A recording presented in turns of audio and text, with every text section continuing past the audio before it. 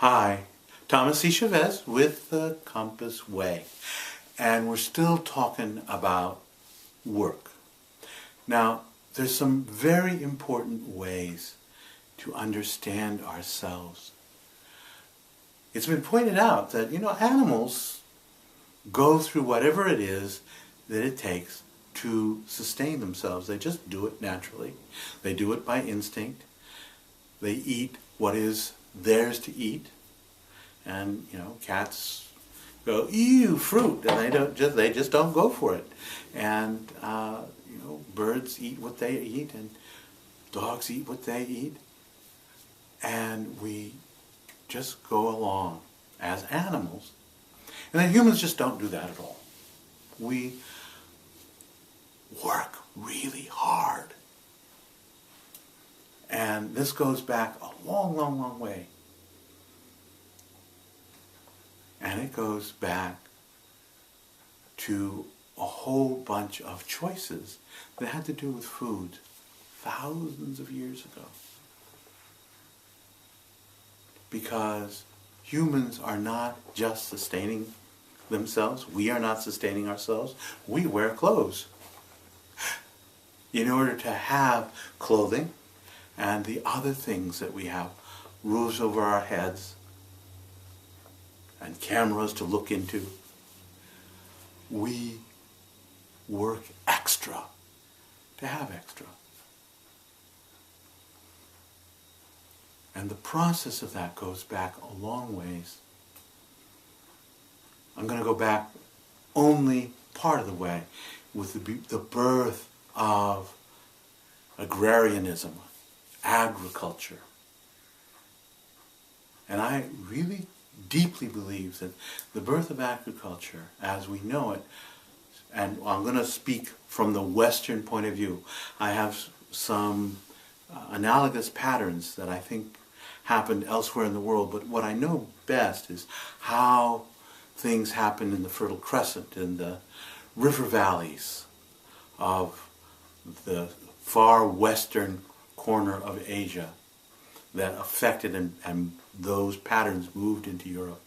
And they are our direct ancestry, or my direct ancestry anyway. And that is that those people who had become hunters and who had learned to cook and who had already created a very unnatural lifestyle for themselves, but were still moving around in large circles and going from camp to camp every few weeks for a year or 2 years and coming back to the same place and going generation by generation around the same circle, settled on riverbanks and started growing grain. Did you know that grain is absolutely inedible to human beings in its normal condition? We can't deal with grain. We started eating grain, having grain, after we learned the foolishness of cooking our food. It was an unnatural condition that we were already cooking our foods, and then we could take in an unnatural food. But we didn't settle on the riverbanks to grow grain in order to cook it and eat it. We settled on the riverbanks in order to grow the grain, in order to throw it in water and have it spoil so that we could have beer. So that we could have a drug so that we would be feeling no pain. That was the gigantic extra that made it worth whole little tribes of people settling and not moving on like they had done for thousands of years, generation after generation, the same patterns, but sitting in one place, living in each other's, let's call it effluvium, shall we? And getting diseases and working very, very, very hard, sweating and having a hard time, and then deciding, well, this is too hard. Let's get somebody else to do the work, and going out and capturing other human beings and making them slaves. and then having another community just down the river do that to you. And so we had to create armies, put walls around the village, build the walls high, have somebody control the army, make a king, create taxation, and have wars. All for the benefit of beer.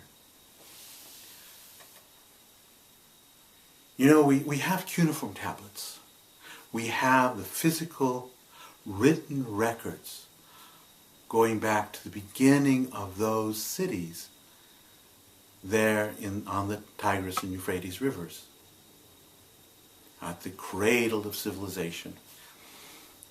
And the earliest tablet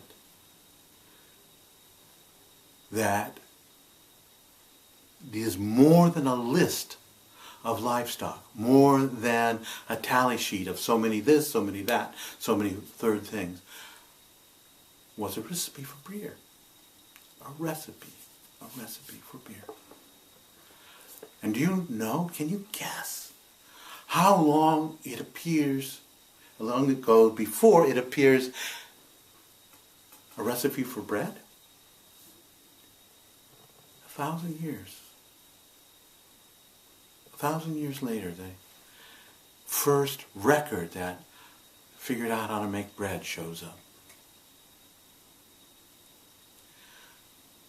Humans work very, very, very hard to have extra.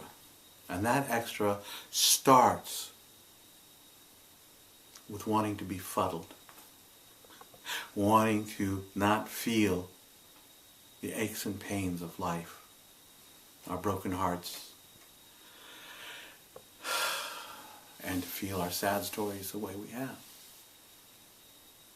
And in order to have that good, what our ancestors considered good, we had a boss man. And that boss man had more of that good than everybody else. And that boss man had to live in self-protection because he was standing on the backs of others, and if he didn't watch out, there'd be sort of a revolution and they'd take his good away from him. So he was living his life in self-protection, making life tough for everybody else who had to live in self-protection because the boss man was coming down on them. And there's a whole series of dominoes that fall. Year after year, generation after generation.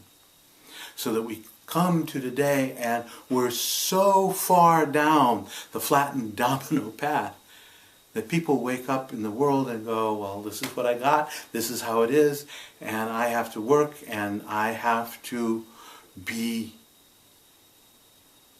very good at getting along, and if I'm not, if it doesn't work, I fall into self-protection and I'm mad, I'm hurt, I'm afraid, I'm broken.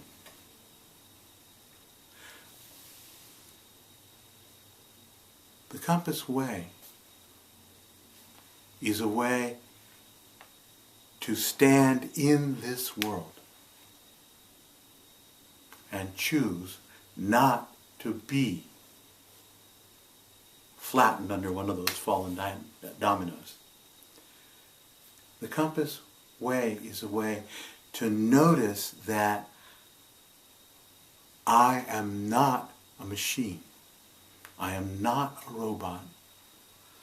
I am not only an economic entity. I'm not just a consumer. I'm not just a worker. I am not just a manager. I'm really a human being. And to be a human being is to be far more. And I can claim it and be it right here, right now. Yes, we could all get together and be a movement, but that movement is nothing unless you claim and I claim and the person next door claims And if we do claim for ourselves who we are, we don't have to round ourselves up and call ourselves a movement.